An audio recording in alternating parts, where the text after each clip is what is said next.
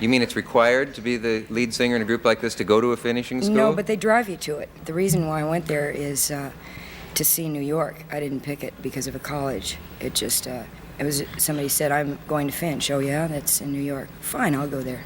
The unmistakable voice behind some of rock's most iconic songs has always been known for her fearless attitude and larger-than-life presence. But behind the polished pop hits of Starship's glory days in the 80s lay a world of backstage chaos, creative battles, and personal struggles. Now, at 85, Grace Slick is finally pulling back the curtain on those wild years. From the tensions that brewed as the band transitioned to a more commercial sound to the highs and lows of life on the road, Slick doesn't hold back. What really went on behind the scenes in one of rock's most tumultuous chapters? As the band transitioned into its new identity as Starship in the 1980s, it was clear that commercial success came at a price. While hits like "We Built This City" and "Nothing's Gonna Stop Us Now" dominated the charts, not everyone in the band was on the same page about this dramatic shift in sound and image. The move from Jefferson Airplane's countercultural roots to a slick, radio-friendly pop sound created deep divisions within the group. Paul Kantner, a founding member of Jefferson Airplane and Jefferson Starship, even left the band in 1984, stating his frustrations with the direction they were headed. For Grace Slick, the change was bittersweet. While she embraced the popularity and attention that came with these massive hits, she struggled with the loss of the band's original spirit. Reflecting on this era in a 1998 interview with Classic Rock magazine, she said, "It wasn't about the message anymore. It was about selling records. And sure, we sold them, but it didn't feel the same." Behind the scenes, the tensions bubbled over. The band faced disagreements over creative control, with some members pushing for more pop-driven material, while others held on to remnants of their rock roots. Adding fuel to the fire, Grace Slick's battle with alcoholism often created additional friction.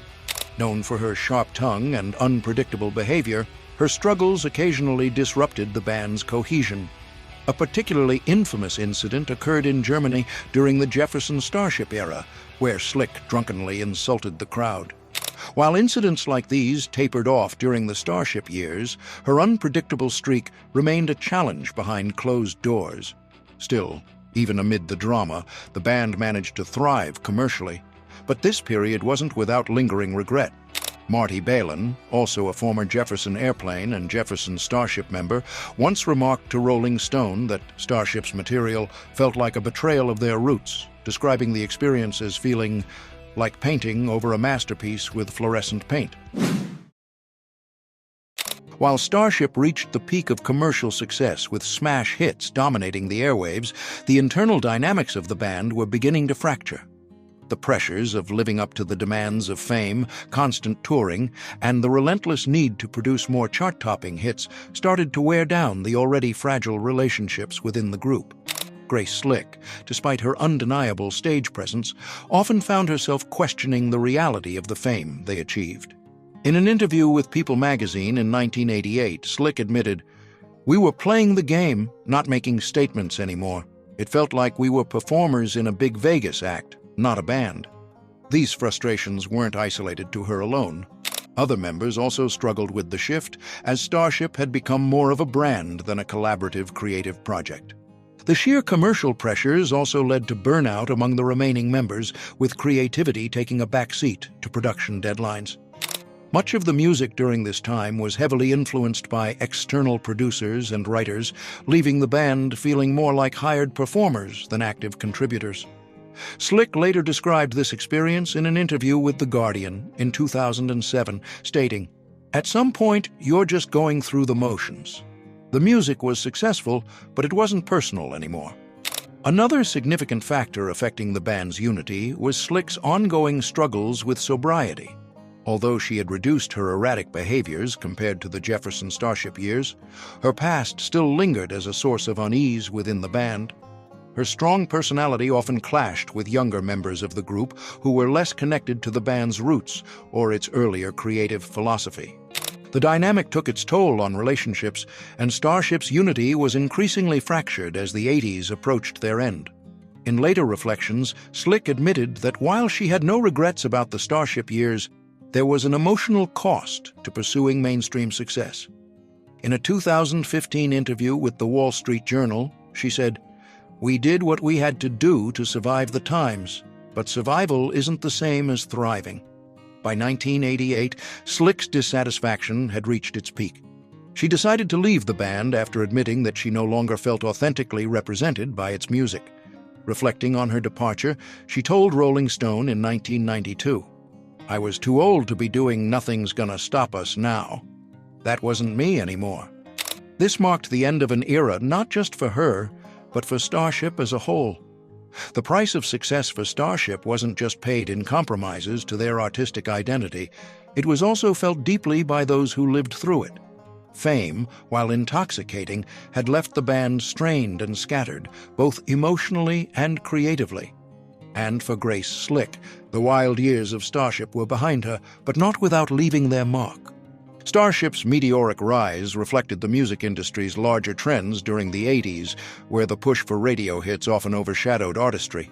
For several band members, it was a difficult adjustment, but they saw it as necessary for survival. Slick, while pragmatic about it in hindsight, always maintained mixed feelings about the trade-off, saying in a 2016 interview with the New York Times, "When you're part of something successful, you have to go along with it, but that doesn't mean you have to like it." As the band reached unprecedented levels of fame, it became increasingly apparent that this chapter in their career was as much about internal conflict as it was about external triumph. The tensions simmered beneath the shiny, polished surface of their chart-topping anthems, a reality that would eventually take its toll. Now, decades removed from the whirlwind of Starship's success, Grace Slick sees her time with the band through a more critical and reflective lens. While the commercial peak of the 80s marked an era of undeniable fame and industry success, Slick doesn't shy away from acknowledging the emotional toll and the compromises that defined those years. Reflecting on her departure from the music industry altogether shortly after leaving Starship, Slick explained in a 2001 interview with VH1, "Rock and roll is a young person's game. If you're doing this after 50, you're either delusional or desperate." Her decision to step away not only marked the end of her performances, but also allowed her to fully process both the highs and lows of what she had experienced during those chaotic years. One of her biggest criticisms of her time with Starship was how removed the process felt from creativity. Songs like "We Built This City," while massively successful, didn't resonate with her personally. Slick told Vanity Fair in 2012, "I hated singing it. I hated the message. It just felt empty. But people loved it, and that's what kept us going." For Slick, this disconnection from the core creative spirit that had defined her earlier years in Jefferson Airplane made it difficult to fully embrace her role in Starship. Another point of reflection for Slick is how the industry itself shaped the wild nature of her career during this time. In a 2015 interview with The Guardian, she admitted that much of the chaos of the 80s wasn't just due to band dynamics or personal struggles, but because of the broader expectations placed on musicians. There was this pressure to be everything at once, rebellious, commercial, and ageless. It's impossible, but we were all trying to keep up. Despite these frustrations and challenges, Slick has acknowledged in more recent interviews that the Starship era wasn't all bad. It gave her a unique perspective on the music business and a deeper understanding of what she ultimately valued about her career. Reflecting on this balance in the New York Times in 2016, she said, "It was chaotic, it was messy, but it was also life. I don't regret any of it, but I wouldn't do it again." At 85, Grace Slick's reflections on the Starship years are a mix of hard-won lessons and an understanding of the compromises that came with fame. While she has moved far beyond the stage and spotlight, her stories from that era continue to captivate, offering insight into the cost of success in the ever-demanding world of rock and roll.